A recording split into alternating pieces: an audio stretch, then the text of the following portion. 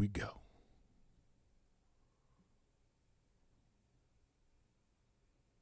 There it is.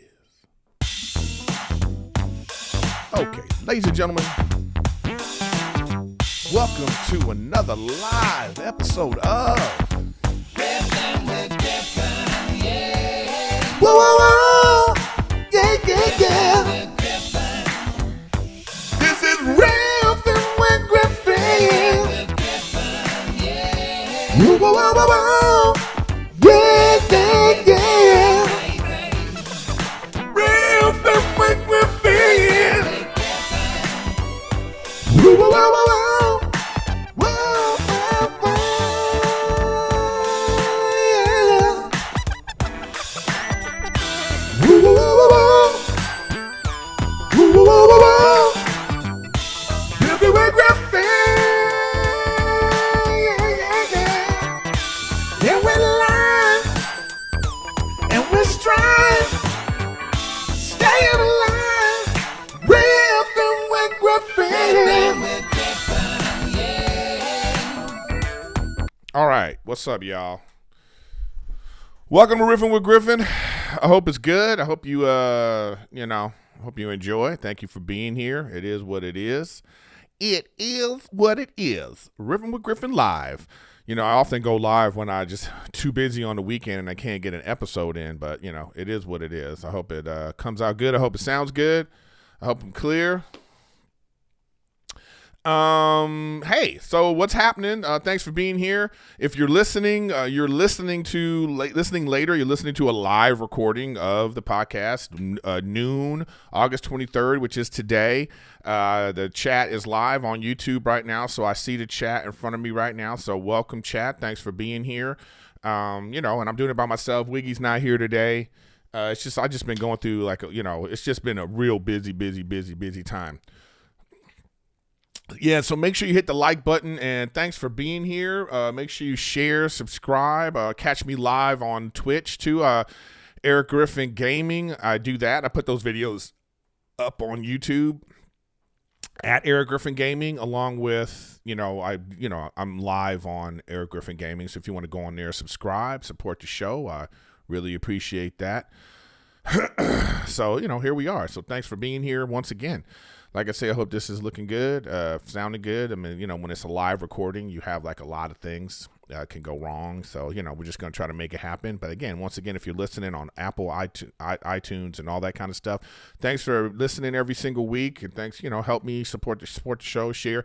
It's like I got a small crowd of people that listen to me and follow me, and I really appreciate it. It's, it's just my thoughts, A lot of times, we get disagreements. You have people that say whatever they're going to say, but it is what it is.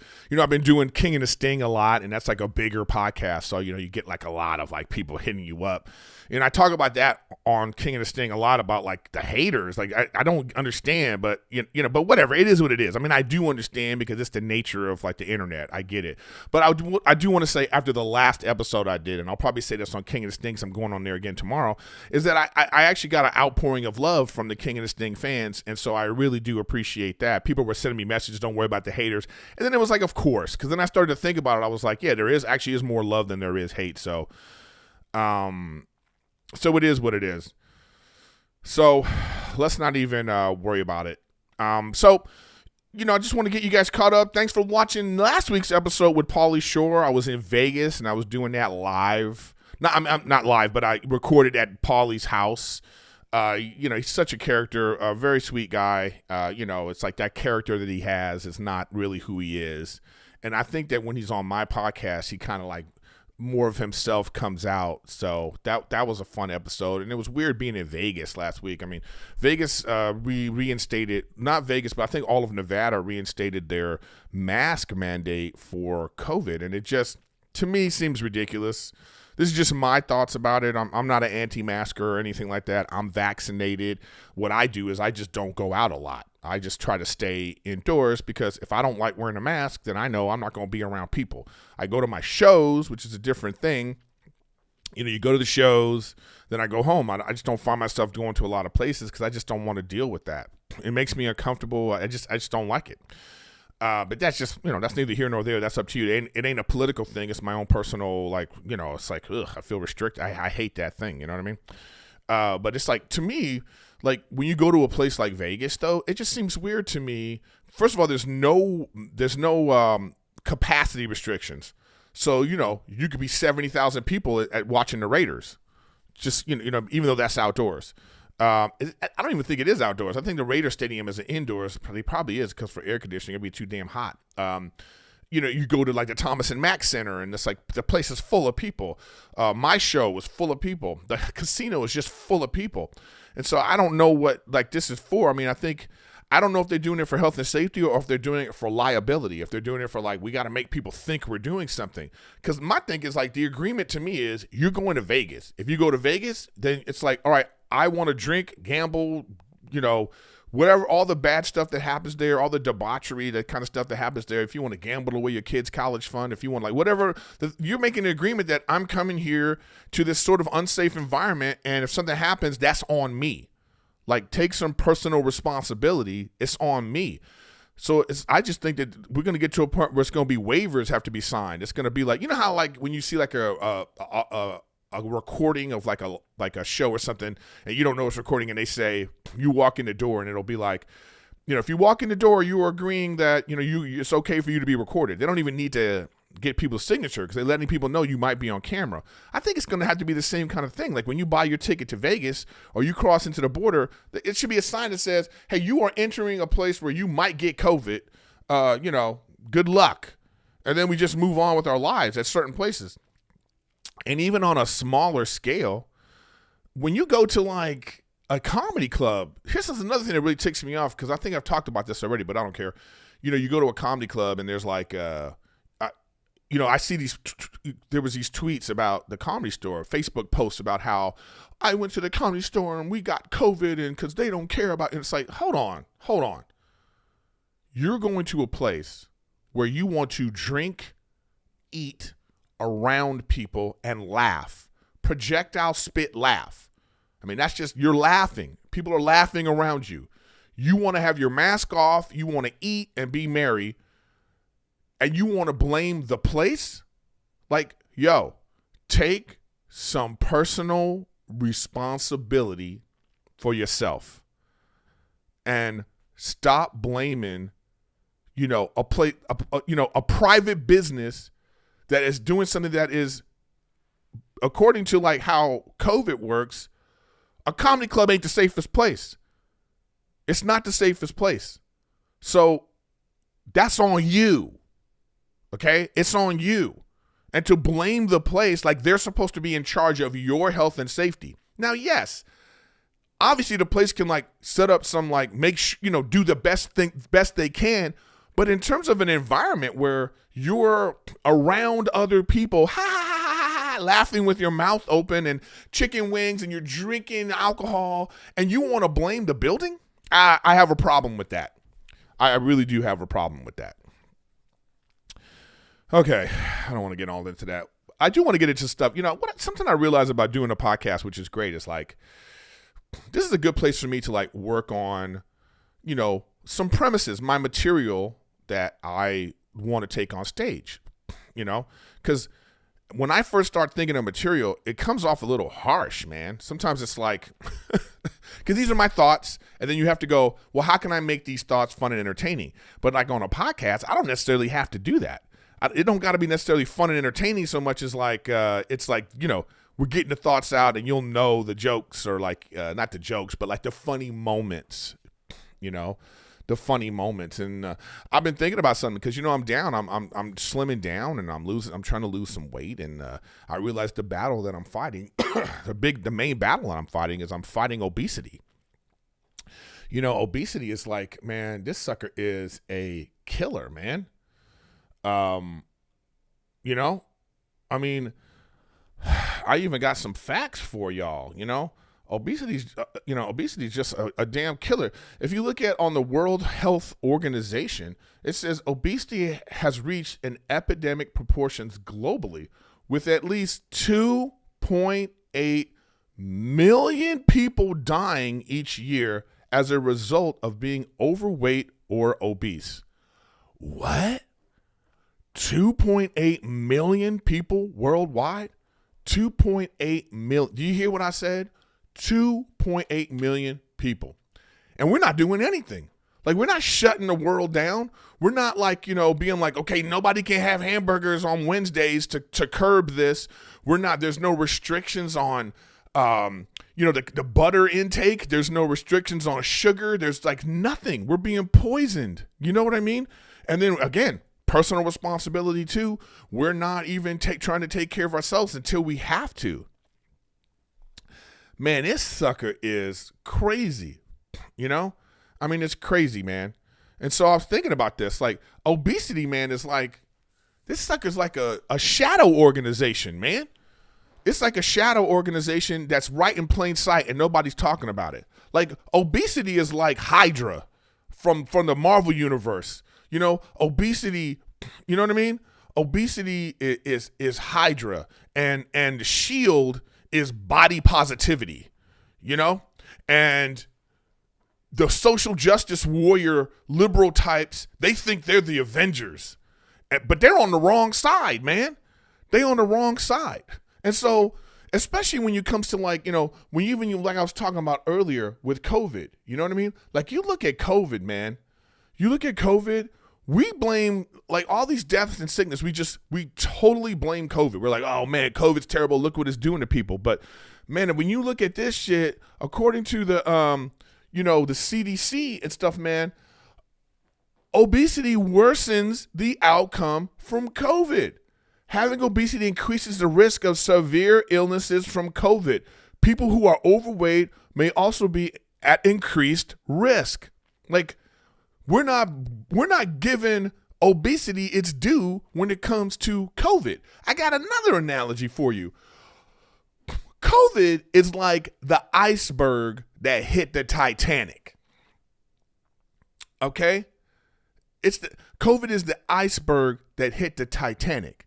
But obesity is the lack of lifeboats and safety precautions on that boat. Who is at fault?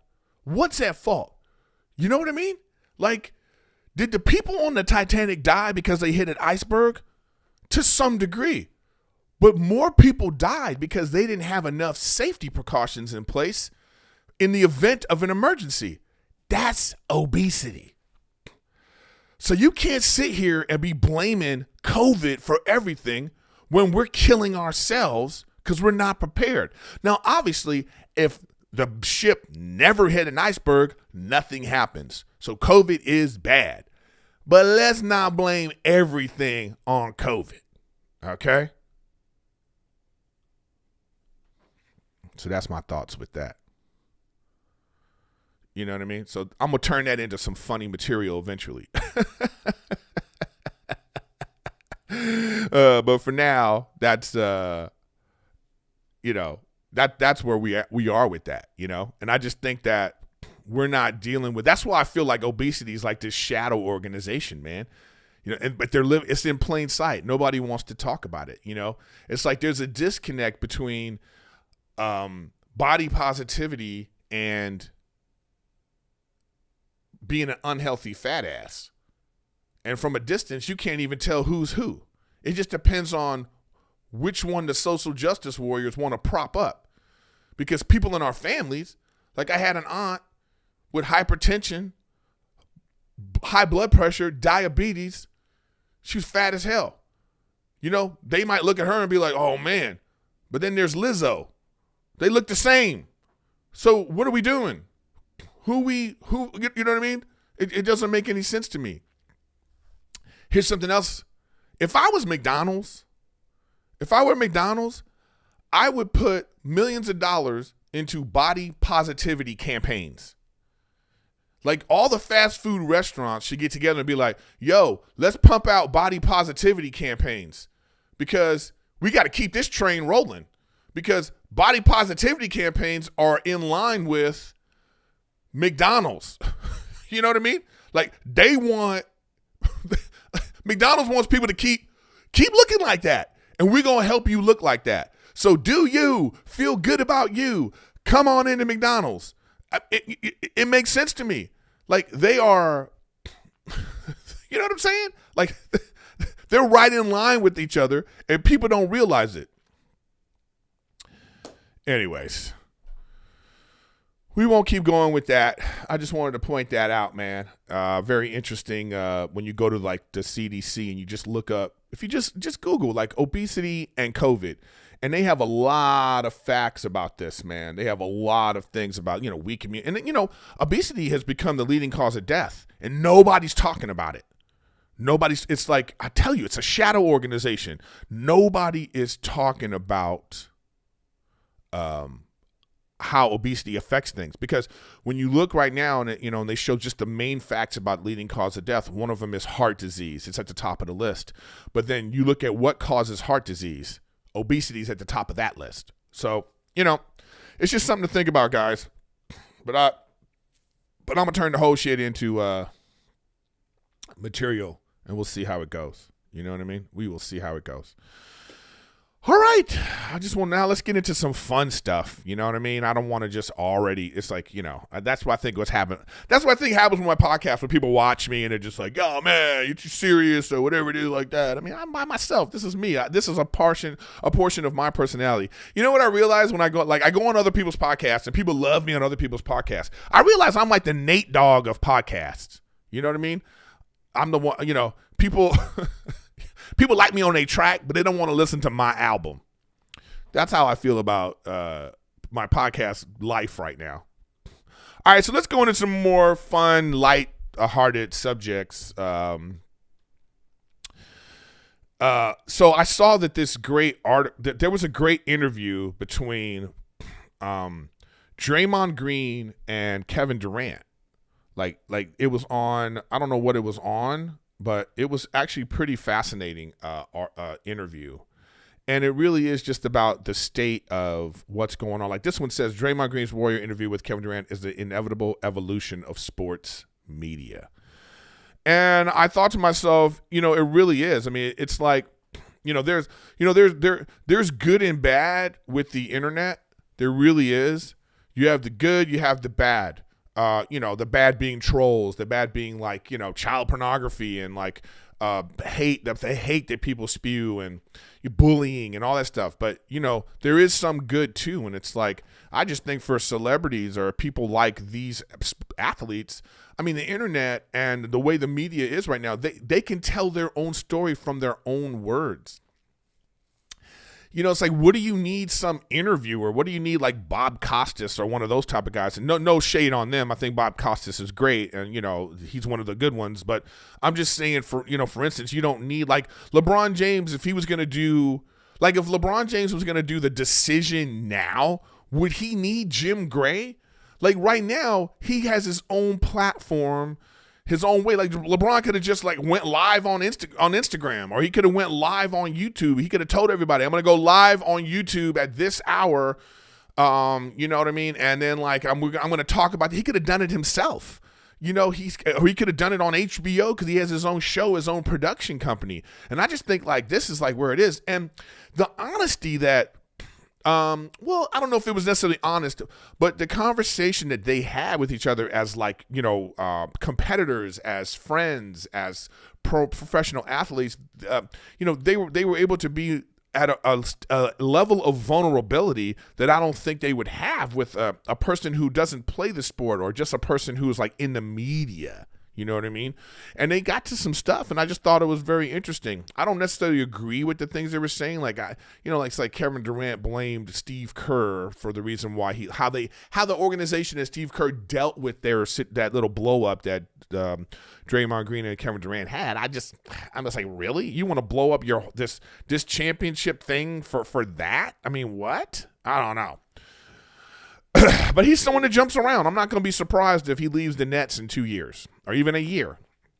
Who knows? So I didn't necessarily agree, but I thought it was fascinating. I thought it was like, wow, what a great interview, these two guys. And I just think, you think about it, it's like the whole media could be like that. Even stars, you know what I mean? Like, it's like so many people now have podcasts, and these big, huge celebrities are like, they have podcasts and they're inviting people on their podcasts. It's like, we don't need to go on Oprah. You don't need to go on Entertainment Tonight. You don't need to go on these things, you know? It's like, you know, you just have your own platform, and then you call your peers and like, yo, you want to come on and talk to me? And then, you know, when you're watching the podcast, how deep people get, how, you know what I mean? Like, it's amazing how, you know, you find yourself being more open with this person that you like respect, or someone that you feel like understands you, is on your level. I think it's just a different stage. And it's like, where are we going to be in, like, you know, where are we going to be in 5 years when it comes to the media? I've talked about this in the past. It's like, we don't need critics anymore, man. I mean, we literally don't need a person who is a critic on a website, like they're doing a review. It's not needed as a profession. I do reviews. You know what I mean? It's just like, so I'm just talking to the small group of people that watch me, and I'm saying, hey, here's what I feel about this thing. What do you guys think? You know, and then it's like my following. Like, I just think like some of these people that are critics, you look at their personal profiles and they got no followers. Like, no one cares what they actually think. So I don't understand why this website cares what they think. What is their qualification other than being an asshole to talk about, you know, the way they trash things? You know what I'm saying? So I don't know, man. It's a weird thing. It's like, I just think the evolution is like, you know, we don't need that. We could do it ourselves. It's like there's enough, like Rotten Tomatoes is the type of thing where you go, like, what do you want to watch a movie? Like, let's say a movie comes out and you go and it says 100,000 people found this movie pretty good, but then there's 7 critics who didn't. Who you gonna believe, man? Who do you want to listen to? Do you want to listen to people like you, or do you want to listen to these people that have like some some weird over intellectualized take, some pretentious take on what they think is a good movie or not? It's like Fast and the Furious. We know that shit ain't gonna win an Oscar. We ain't trying to give it an Oscar. But like, did you enjoy it? Were you entertained? Like, this should be a level of like, hey, is this a good escape movie that I could just go to and get lost in it? I know it ain't the, you know, it's not The Godfather, but it's a pretty fun movie. You know, it's like, all right, you just have to decide what you want, like what you're looking for. Like, sometimes you know, maybe you are like one of those pretentious artsy types, and you're like, hey, I want to go see a movie that I feel like is technically sound. Like the lighting, the sound, the acting, the cinematography. You want to go to a movie because you want to be inspired as an artist. Okay, then talk about it that way. But I don't think you should compare a movie that isn't trying to be that with a movie that is that. You know? And then you have these award shows that no one cares about because we're like, all right, first of all, you're too political at these award shows. I don't want to hear your fucking opinions about what's going on in the world at an award show. Just accept your damn award and move the hell on. You know, so people don't watch that anymore. And then, you know, so it's like, what's the point? What's the point? They should expand the categories. You know, they should expand it, like guilty pleasure Oscar. You know, this is the movie that I really loved watching, but I know it's not, you know, whatever. You know what I mean? I don't know, man. I just feel like I'm more in line with when people say, oh, this was, you know, oh, what a fun movie. And then there's so many, like, you realize now that you're more in line with like the masses than you realize, in terms of like, you know, if 100,000 people went and saw a movie and they said, hey, I like this, I would venture to say you're going to go. And even if you don't like the movie, you're going to understand why 100,000 people like the movie. Because you might be like, oh, okay, I get it. But it may not be your cup of tea. But to rely on 7 pretentious assholes at some weird little website, or even a big website, where they themselves have 600 followers. Like, no one cares about their opinion. Like, they're putting out stuff on their own personal profile, and nobody, there isn't the same mass appeal watching, caring about what they have to say. It's so bizarre. You know what I mean? So bizarre. All right, so that was that one thing about Draymond Green, and it's like, and this is, and to go into that about, you know, the level of sports media, you also have to know, like, you get to know the person's personal taste. Like if you watch me all the time, you can kind of get a sense of what you think I'm going to like or not like. And this is the reason why you watch me. You get to know me. You're like, okay, I want to hear what he has to say about this. And you may be like, I don't agree with that, but I understand like a sort of common sense approach to what you're saying. So, I totally get that. So another one is like, and this is another example of that, man. The Paul Pierce. So Paul Pierce was talking about LeBron James, and he's been,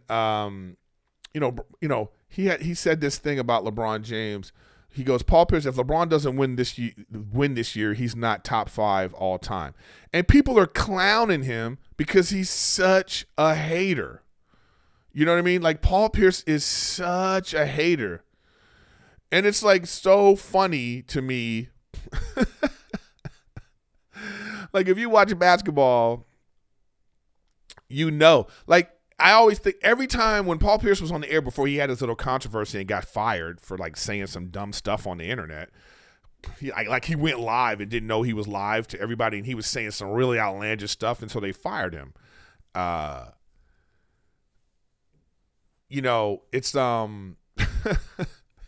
it's like LeBron James literally put a stop to Boston's reign. So they the first big 3. They won that first championship that first year. They went 7 games every single series, and they won the championship. Kevin Garnett got it done. And then they never won again. Okay? And I think large part to that is age and Doc Rivers. I think we're starting to realize Doc Rivers he is not the coach that we think he is. He got lucky with them, and I think it is a large part to Kevin Garnett. I'm saying Kevin Garnett. Kevin Garnett would not be denied. He left Minnesota. He went to Boston. He was at a later stage of his career, and he was like, I need this championship, and he willed it, He willed it to happen. So, and I think it was more on him than it was the rest of the team and Doc Rivers. But LeBron James, he stopped them. He had that 45-point game in Game 6 of that Eastern Finals, beat Boston. I think he beat them the next year too. Like LeBron James, and Paul Pierce just he was on a team that had a rich legacy, the Celtics with Larry Bird and all those guys. And him getting like a second championship, I think would have launched him into, the upper echelon of the Boston elite. But right now, he ain't. He's not. When you think of the best Boston players, I don't think he's even in the top 5. Maybe not even in the top 10. Who knows? Probably, but who knows? It's hard to say because so many people have multiple championships with Boston, and he would have been that modern era player to to make it happen. And LeBron James is one of the sole reasons why it didn't happen. So he is a consummate hater. He's such a hater. Like all the things he says about LeBron James is just like hate. And I'm just like, come on, man. Why you got to be such a hater? All right. So this is that time in the podcast where I have to pay some bills, y'all. And I want to talk about BetterHelp.com. I love BetterHelp. I usually do real world advice from a grown ass man. And I feel like, it's very helpful to talk about things and, because a lot of things in our life interfere with our happiness and what makes us tick. And, therapy, I highly recommend it. I've gone to therapy. I worked on boundary issues, and it doesn't solve your problems, but it helps you organize them. It helps you pinpoint like, oh, this might be the cause, and you come up with some coping mechanisms to help you. So BetterHelp is great because you can connect in a safe and private online environment. You send message to a counselor anytime. You get timely, thoughtful responses. You can schedule it weekly. Look, man, there's a lot of things we're all dealing with right now with COVID and depression and Afghanistan and just the overall feeling of what's going on in the country, and you might need some help. Don't think that you can handle it on your own, or if you're feeling a certain thing, it might be that you need to just really sit down and talk this stuff out. Relationships, sleeping, there's so many things you can help. So anything you share is confidential, and there's so many people actually now joining BetterHelp that they've recruited additional counselors in all 50 states. Listen, guys, I want you to start living a happier life today. And as a listener, you'll get 10% off your first month by visiting our sponsor at betterhelp.com/Griffin.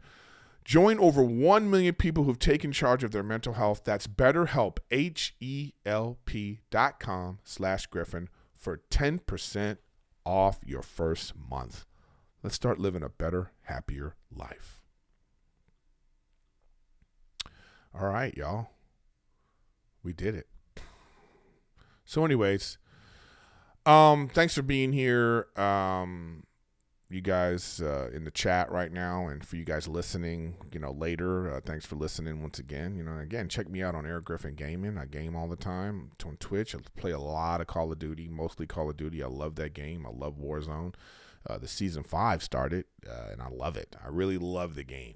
It's just such a challenging game. And if you guys don't know about what Warzone is, it's like a battle royale game where, you're dropping in. If you're playing a solo, it's like 150 people.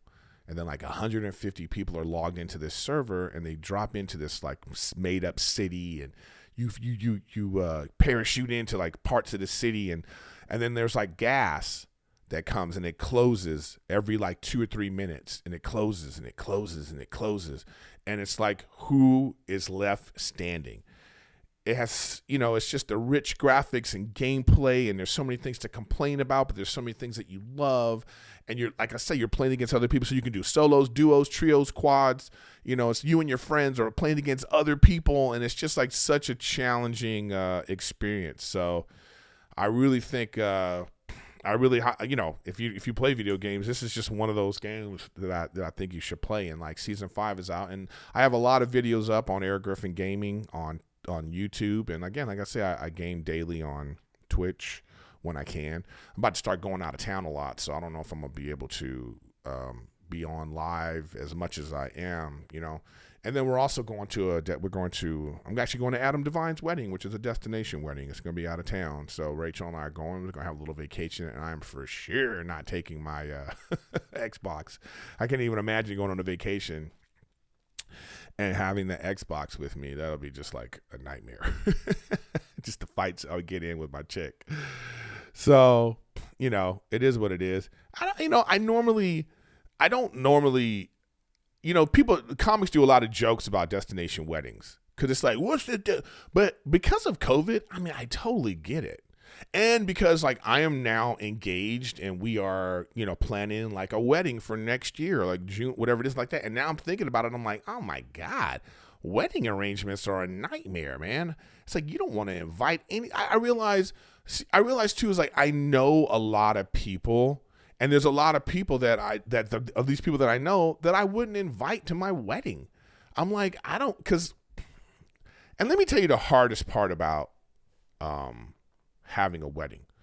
I'm looking forward to being married, but I'm not looking forward to a party. And I have my reasons. And one of the main reasons is my mom has dementia. And it pains me to think that this is one of these things that my mom has always wanted. I want you to get married. I want you to have kids. And so now I'm finally here in this moment, and my mom isn't of her right mind to appreciate it and understand. And it just makes me sad. And it's like my only real family is my mom. My only, she's like the closest family member. I have other families. Shout out to my favorite cousins, Alyssa and Angelique. These are my dogs. They're like my little sisters. I love them to death. And, and I'm really close to them, but that's a different type of relationship that I have with them that you say you have with like your parent, your mom, And so it's like, it's tough. And so like my girl's parents, they want to pay for the wedding. And then it's just like this thing where it's like, they think that I don't want to get married. It's like, no, I'm just like, I'm not looking forward to this wedding, like a wedding is not, it's not, you know what I mean? It's not the same as being married. They are not the same. It's like a graduation. You know what I mean? Like when going to a graduation isn't for you. Like when you graduate, your graduation ceremony, it's not for you. It's for your family. Your graduation ceremony is for people to celebrate you for them. It's not for you. And so when you don't have family, or if you feel disconnected from your family, you may not want to be at a graduation ceremony because you're sitting up there and you're looking out at all these people, and people are doing the air horns, bam, bam, bam, and they're just like, woo, and you got nobody. You got nobody out there. So you're like, oh, I'm looking forward to graduating because now I can move on with my life, but it doesn't mean you have to look forward to a graduation. That's how I feel about a wedding. Just because I'm not looking forward to a wedding doesn't mean that I don't want to be married. Those two things are not the same. So, and thank you for the super chat. I just saw that. That's not the same. So it's hard. So I have to find ways to I got to I just have to get at peace with it, but it I don't know, man. You know what I'm saying? It's just one of those things, And so it just it ticks me off because I don't think people take the time to think about my feelings, It's like when you're having a wedding, it's all about the bride. It's all about, it's all about that. It's like, I don't have an advocate. There's nobody going, hey, Eric, how are you feeling about this? And why are you feeling about this? And so, I got to have my podcast here so I can talk to strangers and put my thoughts out in the ether about this. But, it's not all this cracked up to be, but this is this societal, thing that we do, that we make it seem like you have to do this. And if you don't do this, you're it's not real, or you're a monster or something like that. And it's exactly. And I see in the chat what you're saying. It's as long as two people are happy, I think that's what's most important. I think when you get family involved in events like this, they fuck it up because they make it about them. You know what I mean? And so, and that's why those kind of ceremonies and things and parties and things like this, it is about them. It becomes, that's why you always hear about at weddings, what's a wedding without a family dust up or whatever the kind of thing is. It's because you're putting people in a room that don't necessarily really want to spend that amount of time with each other. Then they think they're hey, nobody could put aside their differences to celebrate these people, especially the bride.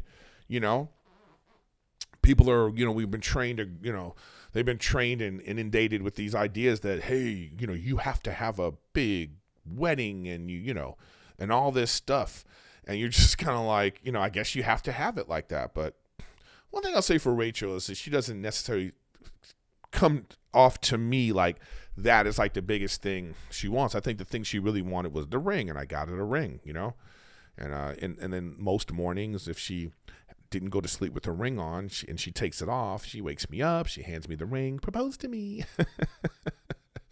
And so I proposed to her. I proposed to her in all different types of ways, that way. And I say different things every time.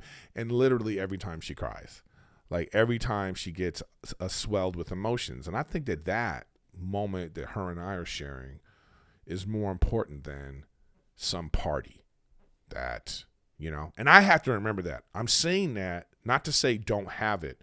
I'm saying that to remind myself, just be happy with what's happening now. And I can't change, how people look at it, or I can't worry about how people perceive it, as long as, my girl and I are happy and healthy. And I think that's, a really important factor in the whole thing. So, yeah, I didn't necessarily want to talk about that. I don't know, but this is when I do it live. This is a stream of consciousness that just goes. You know what I mean? Just goes. All right, I guess we can get back to now another serious topic. It's crazy what's going on in Afghanistan, man. Even when you just look at the news, you just look at the news that's happening right now. Where's my screen? There we go. You know what I mean? You just look at ooh. You just look at that's not on the screen good. But you just look at what's going on there, man. All these different stories of people of how we're dealing with this, and what's happening and the people trying to evacuate. And it's just, it's crazy to me, man, because we went over there 20 years. I didn't even think about that. 20 years. And there's many people, especially the social justice warriors, the echo chamber liberals, as I call them. And I have a lot of comedian friends who are like that. They just want to hear their own thoughts. They're just echo chambers, like, tell me what I already think, and these are the same people who were like, what are we doing in Afghanistan? We've been there for 20 years, and what are we doing, and what are we doing? And then we pull out, and then all this shit is going on, and now they're like, the women, what are we going to do for them? It's like, what? The crazy part about the United States, we are so spoiled. We're so entitled. We really don't really understand that this way of life, we had to fight for it. We didn't just up and leave England like, hey, this ain't working out. Thanks for everything. But what we going to do is we going to start our own shit. So thank you and goodbye. No, it didn't work like that. This was years and years and years of war and violence to fight for freedom. You have to fight for freedom. Do you understand that? And these people that have completely forgotten our history and think that every place in the world is the same and thinks the way we do, you guys are, you really got to open your eyes. We were over there for 20 years, supposedly training them to fight for themselves, and we pull out. We spent $2 trillion. We pull out, and in 4 to 7 days, the place is overrun and taken over. So the people there, they don't even want to fight for their own freedom, and we're making ourselves responsible. Like, shut up, man. Y'all have forgotten all of the different things that we have gone through to get to the stage we're at right now, to feel like we're at peace. Revolutionary War, Civil War, the World War I, World War II. Like, think of all the fighting to get to the point where we're at right now. And we just think that, oh yeah, everyone else, all the other countries have their own journey. They got their own journey, man. They got their own thing going on, and not everybody wants to live the way we live. And at a certain point, we just have to protect our own borders. We could try, we could be like, hey, or if we're going to be police, then let us do it.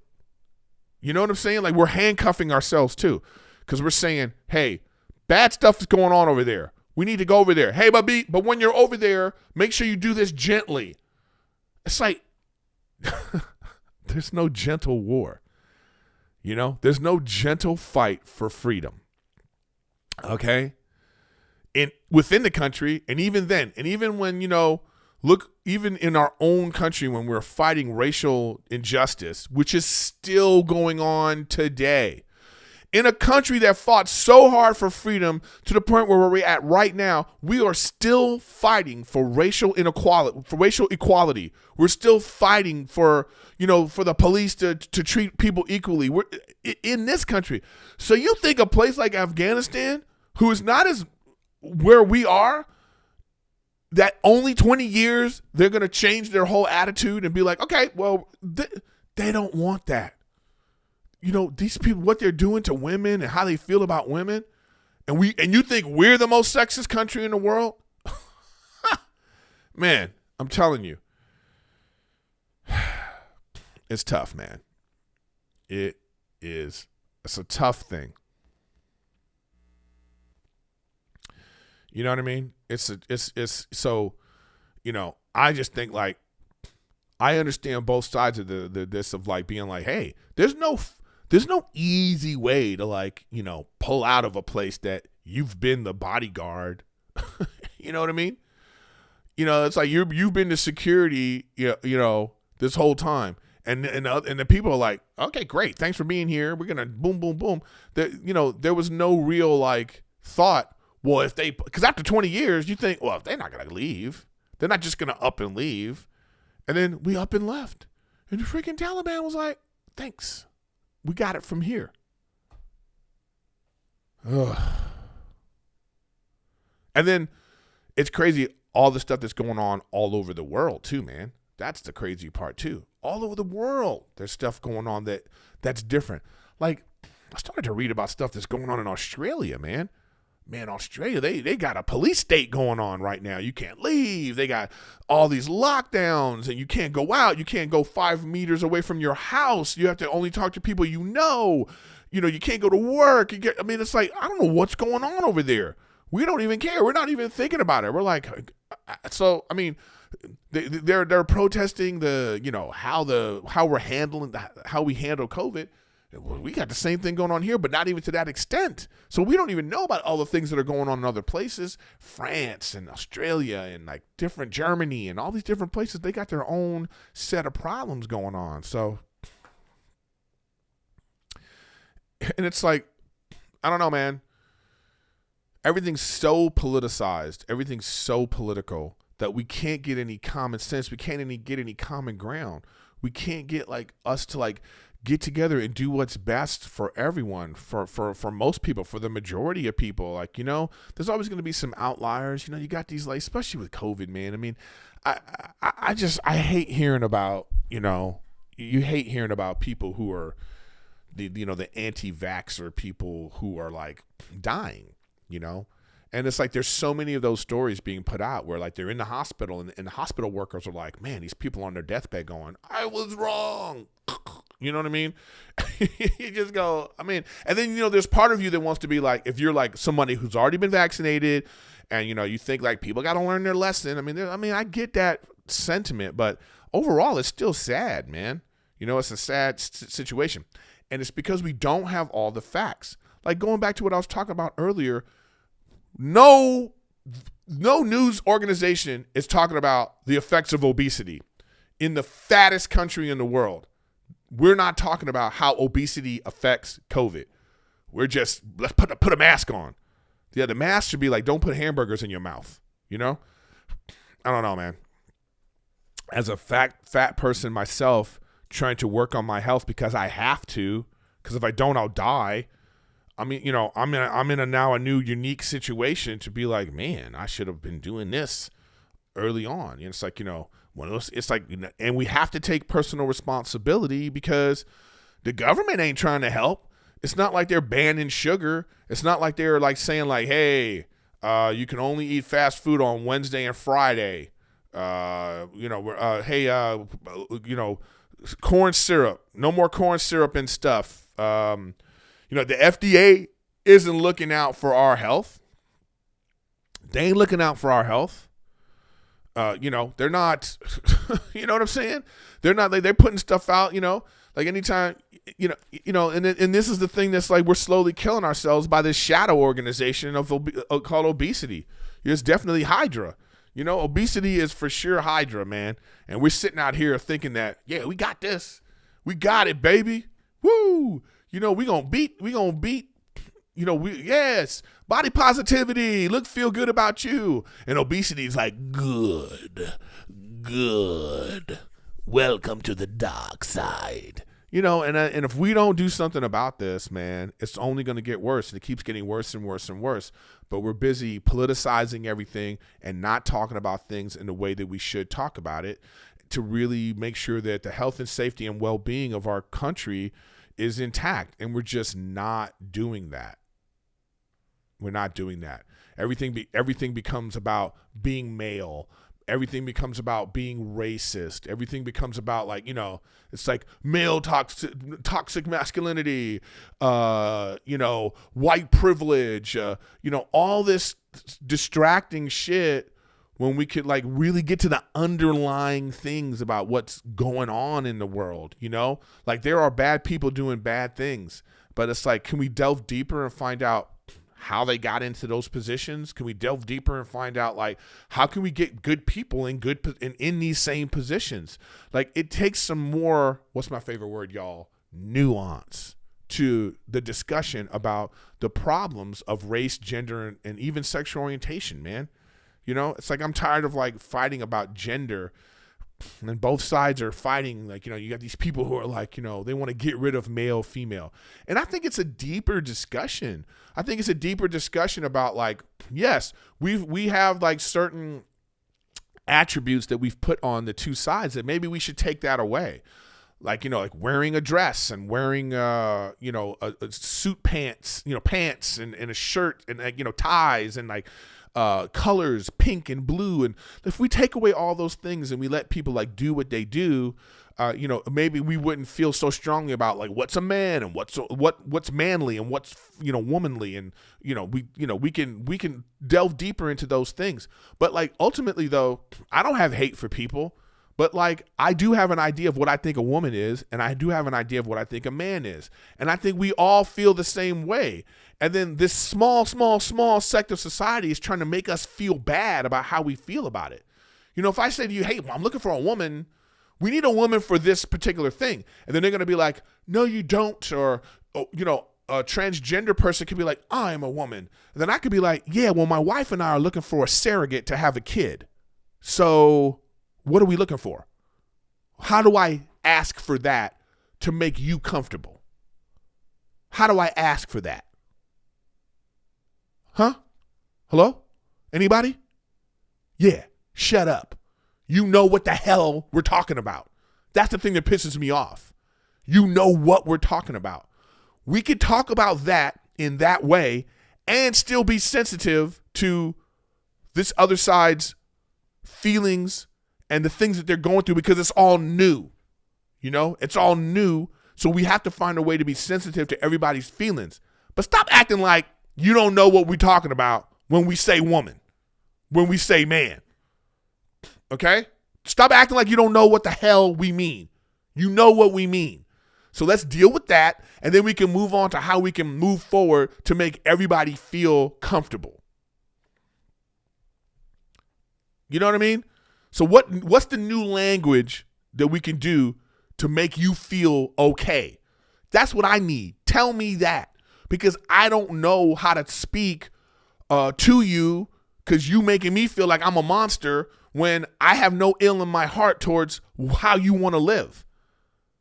So, yeah, I'll leave it on that. You know what I'm saying? All right. Well, I think I don't know. I think we did it. You know, let me get this going here. I think we did it.